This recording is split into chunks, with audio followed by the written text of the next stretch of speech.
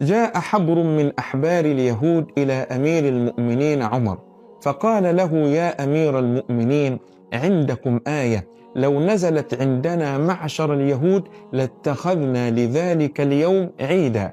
فقال أمير المؤمنين: وما هي؟ فقال: اليوم أكملت لكم دينكم وأتممت عليكم نعمتي ورضيت لكم الإسلام دينا. فقال أمير المؤمنين عمر: أعلم أين نزلت ومتى نزلت. نزلت في يوم عرفة على جبل عرفات، وكان معنا سيدنا رسول الله صلى الله عليه وآله وسلم. فتعالوا أيها الأحبة الكرام لنفرح بهذا العيد الذي يباهي به ربنا جل وعلا ملائكته ويقول: انظروا إلى عبادي أتوني شعثا غبرا أشهدكم يا ملائكتي أني قد غفرت لهم.